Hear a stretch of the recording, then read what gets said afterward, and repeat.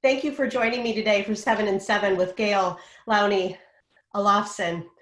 She is a speaker, an author, a professor, a broadcaster, a humanitarian, and a business development executive. She has worked as the Director of Corporate Partnerships for Newport Harbor Corporation for 30 years.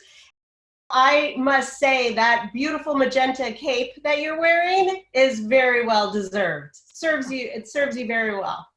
Thank you very much, Paula. It's so great to be here with you. You know, I'm a raving fan of you and your company and all your sessions at IEG. So I watched your recent webinar on staying positive and working from home, and you mentioned stay in touch. I love this word, gracefully, with your partners. And so what does gracefully mean to you? Well, that is a great question, Paula, because during this pandemic, when sales may be difficult or even impossible to come by, it's even more important to stay in touch gracefully. It's not about calling up and saying, have you signed the contract? Are you mailing the check? Are you going to do this program? It's all going to come together the way it's supposed to come together. But we have to use this time to reach out, use this time to reach out to clients, use this time to reach out to prospects. Look at what industries are doing well. Be deliberate too about how you approach your clients. No sales pitches at this time right now. No sales pitches at all. And you and I both love sales, but this is not about sales. It's about questions. It's about real heart. How are you? How's your family? How is it having your kids home, teaching in the morning, and then working until the 9, 10, 11 o'clock at night? What are the silver linings in your day? You said something that I think is so important, and that is to be asking questions. And I think asking questions about how people are doing and how they're being impacted, and those personal questions are really important. But I think it's also important to ask questions about business and not to make assumptions about what people might be thinking and where they might be at. And I've had a few sponsors that I've been working with recently who are not in a position to sign a contract or make a commitment, but they do want to continue moving the process forward. So we're still doing idea generation, and we're working through some proposals together. And I'm curious, are you finding any of that to be true in the work you're doing? Yeah, absolutely, especially with new leads, because I've identified the categories that still have money or emerging with money, and just making the introductions. Are you open to having a discussion? Are you open to learn a lot about us? I do feel like right now, though, I'm setting a lot of, what would the right word be? Well, it almost feels like I'm queuing up 2021. Right. You know, to be very honest, and I'll be candid, we had a very big sponsor that we were close to signing. And I kind of would have bet my lunch money on this one. And they just wrote last week and they said, we're feeling uncomfortable, and they have money, but they wrote, we're feeling uncomfortable about 2020, but would you be open to a phone call next week about 2021?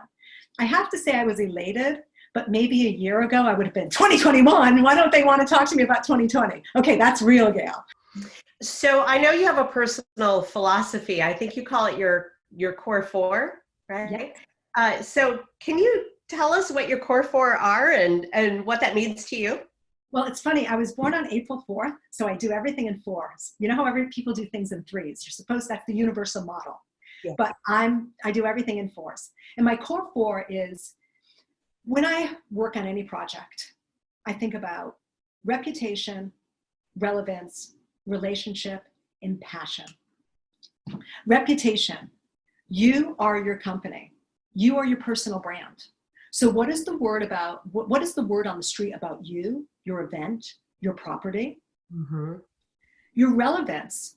Does the program that you're selling align with the objectives of your sponsors? Sometimes we can see it. They don't see it.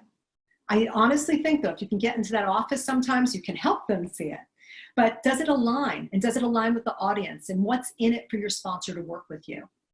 Relationships. It's all about relationships versus transactions. That's a big mantra for me, okay? Everyone counts or nobody counts. So in sponsorship, we all know the sale begins after the sale. It's how you treat people after the sale.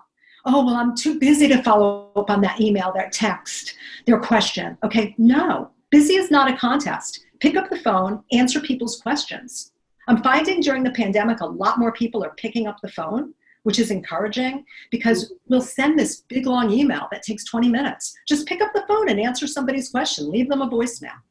You want to aim for the grade of A++ in working with your sponsors, not an A. That's not good enough, and definitely not an A-.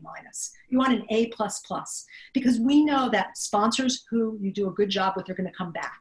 The profits in the renewal. And if they don't come back because it didn't work for them, you're going to stay friends. They'll bring you other clients. Or again, you'll just have a great new friend in life. And then the last is passion. I mean, what is a life without passion?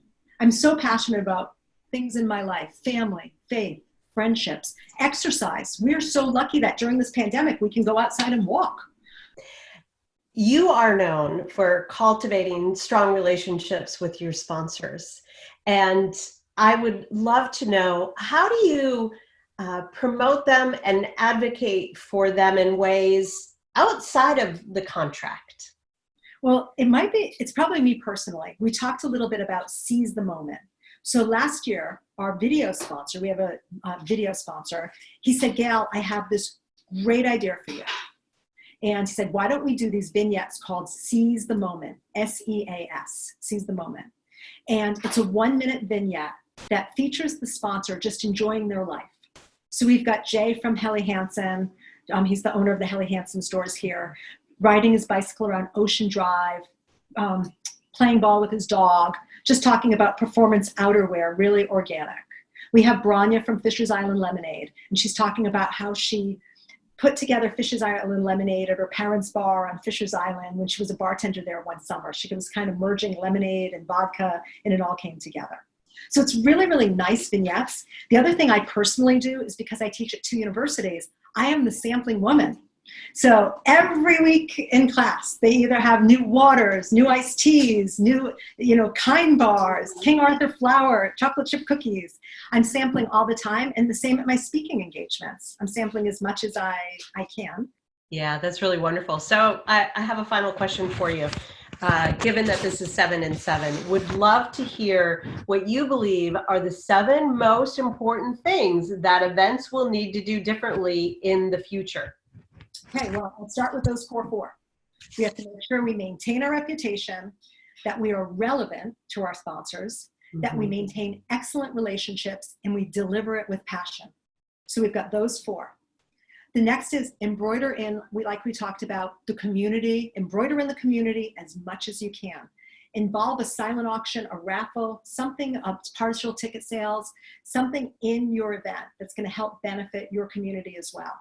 Share your information and expertise. That's really, really important. It's important to share it with your sponsors. It's important to share it online with colleagues. There are no new ideas. There really aren't. That's my Rhode Island here, ideas. Okay? Be grateful. And I'm adding that 8th, lagniappe. Live a life of lagniappe. Deliver that unexpected extra in all the lives you touch. Deliver it for your sponsors. Deliver it for your family. Deliver it for your friends. Deliver it for the person behind the mask. That's lovely. Thank you so much. Thank you. I really enjoyed talking to you today. I always enjoy talking to you. Thank you. And Thank God bless. Thank you.